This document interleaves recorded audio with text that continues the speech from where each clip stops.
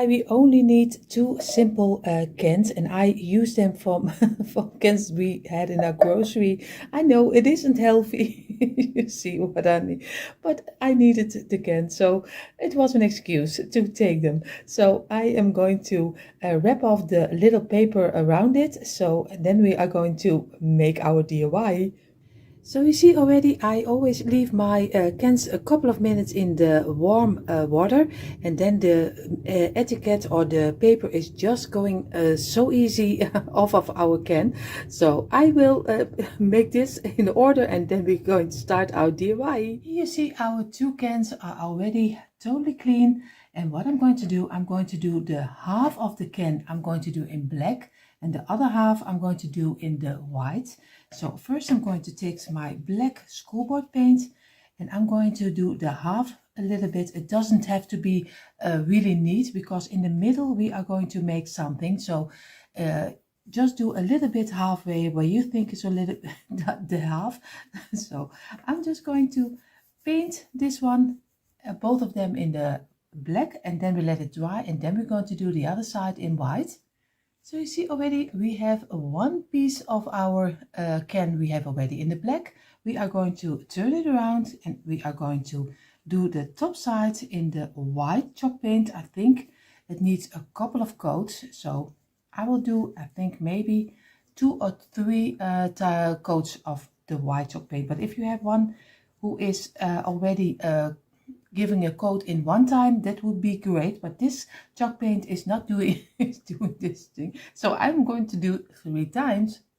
Here you see already our little cans are already finished. I coated them 3 times the white color, and for the black color I only needed 1.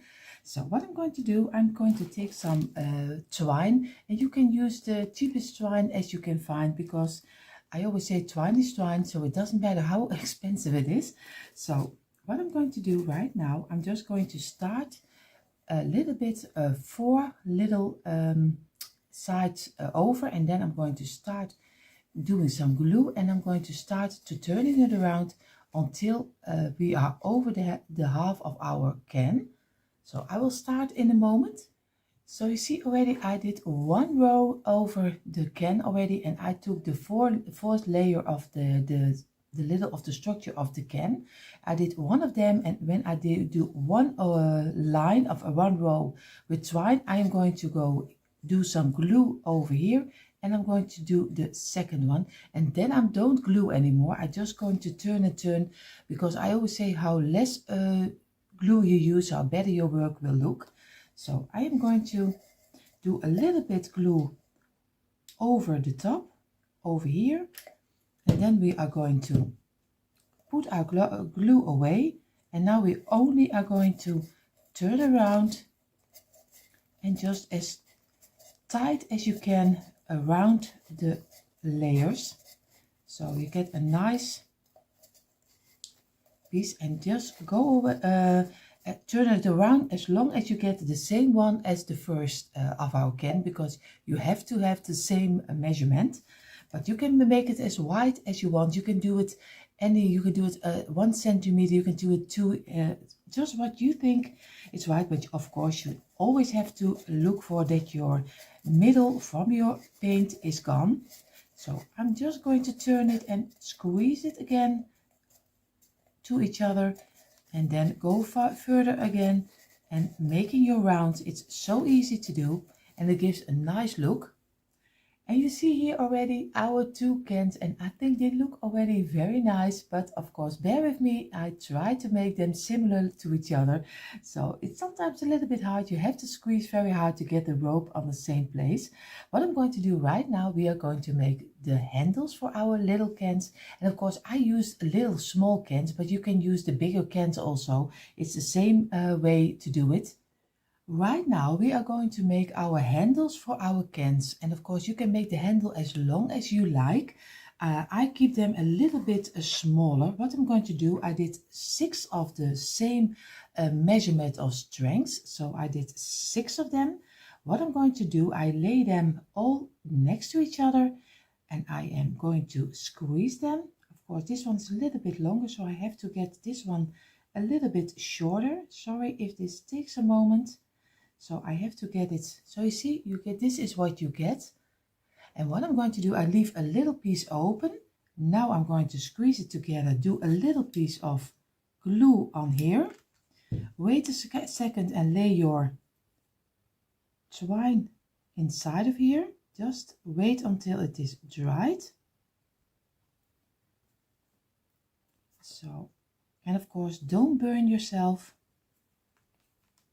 And what we're going to do now, the piece is already, you see already he is inside of here. I'm going to turn it around a couple of times just to make a couple of loops.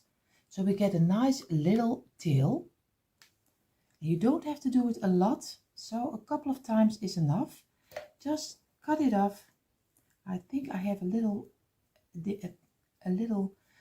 wrinkle inside of here and I don't want that. So I am going to do it this way and I'm going to cut it off.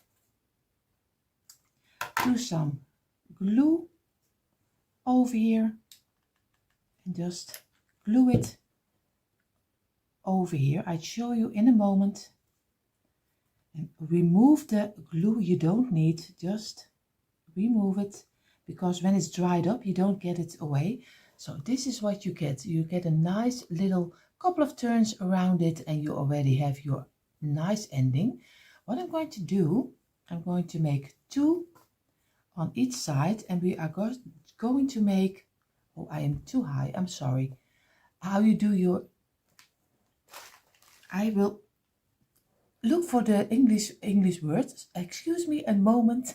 Yes, I looked it up for you. It is braid, if I am correct. So we are going to make a braid. I hope I say it right.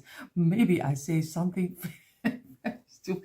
But of course, so I made 2 of the same, 2 here, 2 of the twines over here, 2 of the strands over here, and we're just going to braid it together.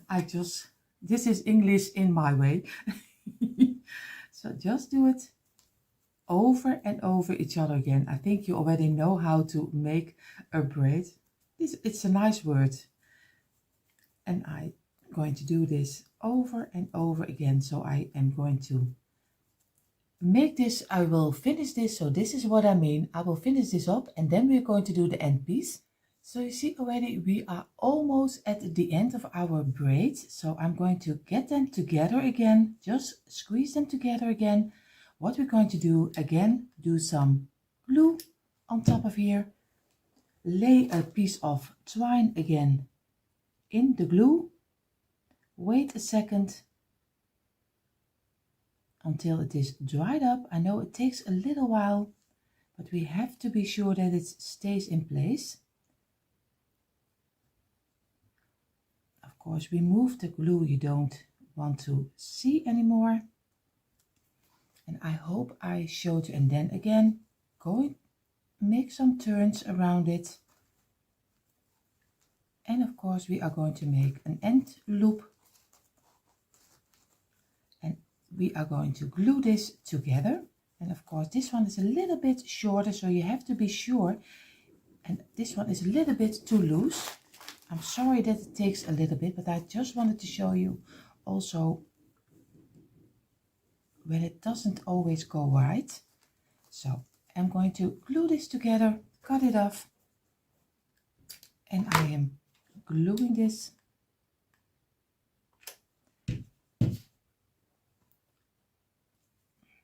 So you see, and remove the extra glue, but be careful, like I said. So you see, I have here a little bit longer tail. So first I have to cut them in the same length. And you see, he's a little bit shorter than this one. So we have to get this one also a little bit shorter. So remember, if you want to have a little bit of a longer tail, then you have to do them a little bit longer. So I will make the second one, and then we're going to attach it to our little can. So you see, this is the handle, and now we're going to glue it on top of our sides of our little cans. Of course, I am going to do some glue on top of here, and I'm going to lay down our little knot on top of here and just wait for a second until it's dried up. I don't even know if I like the handles. If I look for it with my first one, I don't know. This is just really an experiment if I like it or not. I really don't know if this is something I like. So I'm going to glue this one also over here on the exactly on the other side of this one. So I have to be sure that I do it on the right place. Maybe I'm a strange lady and then I don't know what I like the best. So I have to remove my glue from my hands, of course, and just squeeze it until it's dried up. And then I don't know where you put your hand. You can do it this way, but you can do it this way. I really don't know if I have it on the right spot. I don't really know. No, I have to figure out. And now we're going to do the next step. And here you see how both of them are looking like right now. If you could see my face, you would laugh because I have really no idea if I like this or not. We will see, we will finish it off and then I give you my honest opinion if you should do it or not. So we will see. I will go now with some lettering on the white side above. So you see, I took my button collections and I always have a lot of my buttons is wooden buttons, and of course I always have a lot of them in my stash. What I'm going to do, I was thinking on this side in the middle of the handle, I would go for the little bit of the smaller one over here, and I'm going to do two little ones on each side of our day. Of course, you can do anything you like. I hope you can see it a little bit. I will glue them on top of here, and then maybe what I also can do is also to put a little twine through the little holes of our button. I will see if this will work or not, and then we're going to glue them on top of here. And here you see already I did the buttons on the front, and of course I will give them later on a color, or I will wax them. I don't know yet, but that's what we do later. We are going to now place some words on the white side of the, on the chalk paint. And here you see already the letters what I chose and some numbers. I chose the word farm and I chose 1954. And I will glue this on top of our little tins. And what I always have around, laying around, so if you find some wooden letters, you can buy them on Amazon, on AliExpress. You can buy them. AliExpress, I think, is even cheaper than Amazon. So if you have them, you can find them. Just save them and use them for in the future because they are so handy to have in your stash. So I will glue this on top of our tins. And here you see already we also have our letters glued on top of our little tin or container, just how you call it. What I'm going to do, I'm going to choose now some colors, which I'm going to do the buttons and the lettering and the numbers, of course.